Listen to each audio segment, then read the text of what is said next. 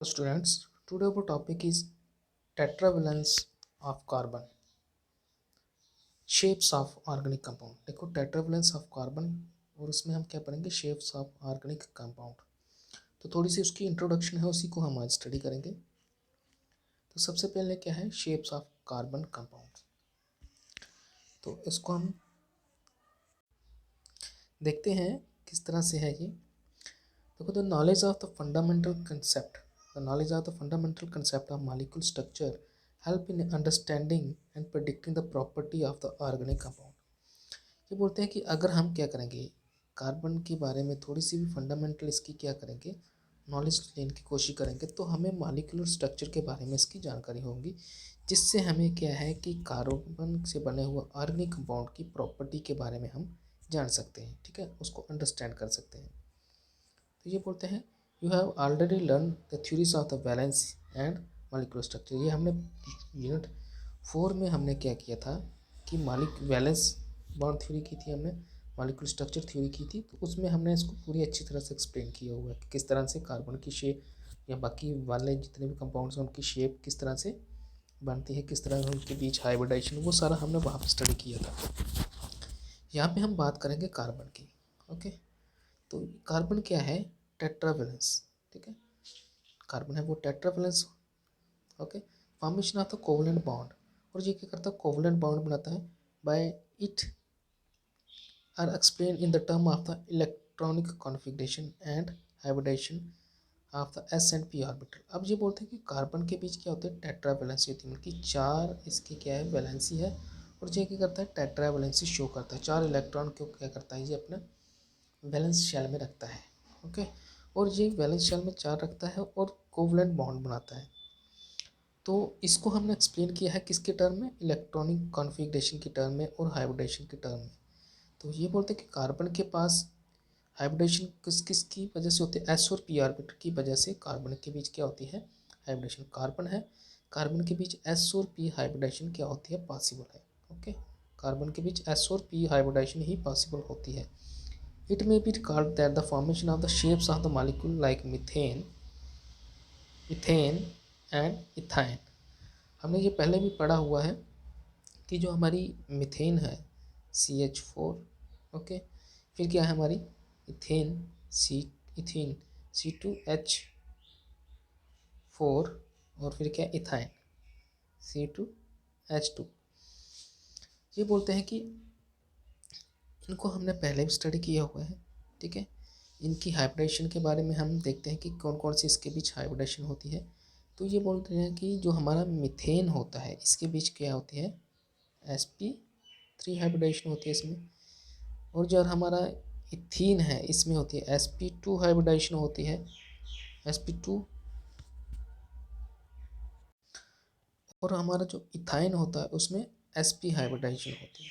Okay, तो ये आपको याद रखना है. तो अब देखते हैं कि किस तरह से होती है इनके स्ट्रक्चर में. तो सबसे पहले देखेंगे हम hybridization influence the bond length. अब ये बोलते हैं कि जैसे कि हमने मीथेन को देखा, मीथेन होता है इस तरह से. तो इस कार्बन के पास क्या है sp3 हाइब्रिडेशन है. अब ये बोलते हैं कि हाइब्रिडेशन की वजह से क्या होता है कि बॉन्ड लेंथ के ऊपर क्या होता है काफ़ी ज़्यादा असर रहता है. ओके, अगर हाइब्रिडेशन कैसी है उसी तरह से क्या होता है हमारी बॉन्ड लेंथ पे भी असर होता है, और साथ में बॉन्ड एंथैल्पी पे भी स्ट्रेंथ पे भी उसका असर रहता है. अब जो बोल रहे हैं कि sp hybridization orbital contain more s character. अब देखो हमने पहले भी पढ़ा है कि sp हाइब्रिडाइजेशन करेक्टर किसके पास था हमारा, जैसे इथाइन के पास. ठीक है, इथाइन के पास क्या था sp hybridisation character. Okay, C2H2. देखो अब हम देख लेते हैं कि इथाइन के पास क्या था हमारा sp करेक्टर था and contain more s character. देखो हम फिर से बोल रहे हैं कि जो हमारी sp हाइब्रिडाइजेशन किसके बीच है इथाइन के बीच. ठीक है, तो हम देखते हैं कि इथाइन को क्या है C2H2. तो इसमें ज़्यादा कौन सा करेक्टर होता है, इस तरह से होगा, इसका ट्रिपल बॉन्ड होगा तो एक H होगा. तो ये बोलते हैं कि इस कार्बन के पास ज़्यादा कौन सा करेक्टर होगा sp करेक्टर. इन कार्बन के पास s करेक्टर ज़्यादा होगा. क्यों?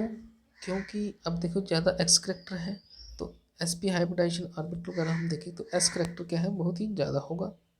तो कहने का मतलब क्या हो कि जो हमारा इथेन है इसमें एस करेक्टर ज़्यादा, इथाइन है उसमें एस करेक्टर ज़्यादा होता है, तो एक्स करेक्टर ज़्यादा, एस करेक्टर ज़्यादा होने की वजह से यहाँ पे क्या होगा कि इसकी जो बॉन्ड जो लेंथ है वो क्या हो जाएगी, बॉन्ड लेंथ क्या हो जाएगी, क्लोजर हो जाएगी, ठीक है।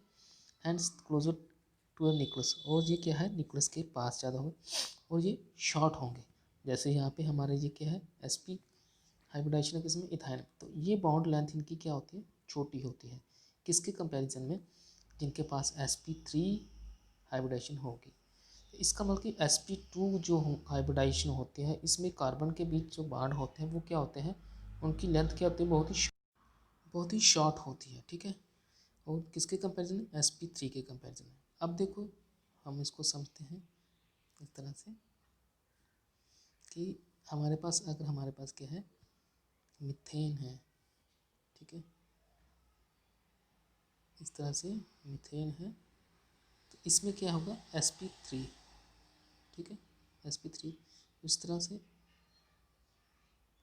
से आगे हमारी इथीन, इसमें होगी sp2, और उसी तरह से हमारा आ गया इथाइन, इसमें क्या होगा, sp हाइब्रिड। अब एस करेक्टर सबसे ज़्यादा कौन शो कर रहा है, इथाइन, इथाइन सबसे ज़्यादा एस करेक्टर शो कर रहा है, तो इसलिए इसकी बॉन्ड लेंथ क्या होगी, छोटी होगी, और ये क्या होगा, स्ट्रॉन्ग बॉन्ड बनाएंगे एज कंपेरिजन टू किसके, sp2 और sp3 के कंपेरिजन।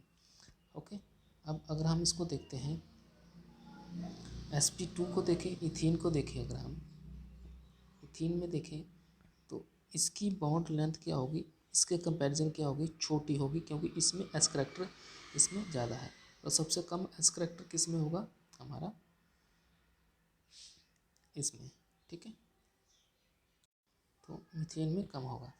तो ये है कि ये हमारी जो हाइब्रिडाइजेशन है वो किसको इफेक्ट करती है, बॉन्ड लेंथ को भी इफेक्ट करती है, बॉन्ड एंथैल्पी को भी इफेक्ट करती है, ठीक है। जो sp2 हाइब्रिडाइजेशन है वो किसकी है, इथीन की, ठीक है, जो कि एक इंटरमीडिएट होती है किसके, इसके बीच, sp और sp3 के बीच। ओके, अब इसी के साथ बोलते हैं change in the hybridisation effect the electromagnetivity. जैसे भी किसी भी कंपाउंड की क्या होती है, हाइब्रिडाइजेशन, कार्बन की हाइब्रिडाइजेशन चेंज होगी, कंपाउंड की, कार्बन की भी, ठीक है, कंपाउंड के बीच कार्बन की, तो वो क्या होता है, इलेक्ट्रोनेगेटिविटी करेक्टर क्या होता है, चेंज होता है। Greater the S character of the hybrid orbital, greater is the electron, जितनी ज़्यादा एस करेक्टर होगा उतनी ज़्यादा इलेक्ट्रोनेगेटिविटी होगी, ठीक है। अब देखो कार्बन की इलेक्ट्रोनेगेटिविटी ज़्यादा किस में होती है, जिसके पास sp हाइब्रिडाइजेशन होगी, जो 50% तक होती है, एज कंपेरिजन किसके, sp2 और sp3 की हाइब्रिडाइजेशन से। तो जितनी ज़्यादा एस करेक्टर होगा उतनी ज़्यादा इलेक्ट्रोनेगेटिव, एस करेक्टर ज़्यादा होगा उतनी ज़्यादा इलेक्ट्रोनेगेटिविटी भी ज़्यादा होगी, बस ये याद रखना आपको। The relative electronegativity is reflect in the several physical and chemical properties of the molecule. बोलता कि अगर हम इसकी उसको देखेंगे, इलेक्ट्रोमैग्नेटिविटी को देखें तो हम बहुत सारी फिजिकल और इसकी क्या है, केमिकल एक्टिविटी को हम क्या कर सकते हैं, प्रॉपर्टी को, केमिकल प्रॉपर्टी को आसानी से कंपेयर कर सकते हैं और स्टडी कर सकते हैं। ओके, पाई फीचर क्या होता है, तो ये हम देखते हैं कि अगर हम देखें कि इथीन को हम देखते हैं तो इथीन के बीच क्या होता है, पाई ऑर्बिटल्स होती है इस तरह से, ठीक है, इस तरह से पाई। तो ये पाई ऑर्बिटल क्या होती है, अगर ये पैरेलल होंगी, एक दूसरे के पैरेलल होंगी, तो ये क्या करती है, ओवरलैप बन जाती है, कर जाती हैं। जब ये ओवरलैप कर जाती हैं तो ये क्या है, पाई बॉन्ड बना देता है। ओके, तो ये पाई बॉन्ड होता है जो, ठीक है, ये जो पाई बॉन्ड होता है ये बहुत ही वीक होता है, आसानी से टूट जाता है। और इस पाई बॉन्ड को जो, ये जो पाई बॉन्ड होता है, ठीक है, ये पाई बॉन्ड क्या करेगा, इसकी वजह से क्या होता है, इन कार्बन के बीच क्या है, रोटेशन करना क्या होता है, बहुत ही मुश्किल हो जाता है। कार्बन कार्बन के बीच रोटेशन क्या होती है, रिस्ट्रिक्टेड होती है। ओके, अब देखो ये बोलते हैं कि the electron charge cloud in the pi bond is located above and below. जैसे कि हम देख रहे हैं कि अगर हम इस तरह से कार्बन के बीच देखें, किसके, इथेन में, तो यहाँ पे इलेक्ट्रॉन का क्लोड बन जाता है पाई ऑर्बिटल की वजह से। ठीक है, पाई ऑर्बिटल है तो यहाँ पे इलेक्ट्रॉन का क्लोड हो जाता है। अब क्या होता है, इसकी वजह से यहाँ पे इसका जो पाई जो ऑर्बिटल है ये क्या करता है, इलेक्ट्रॉन को प्रोवाइड करने के लिए क्या होती है वहाँ पे ईजिली अवेलेबल रहती है, ताकि कोई भी बाहर से जो अटैकिंग रीजन है वो वहाँ पे अटैक कर जाए और जो पाई बार टूट जाता है और वहाँ पे हमें बहुत सारी रिएक्शन होने को देखने को मिल सकती है। तो ये कुछ जनरल अंडरस्टैंडिंग थी, इंट्रोडक्शन थी। आज के लिए इतना ही। Thank you, have a good day.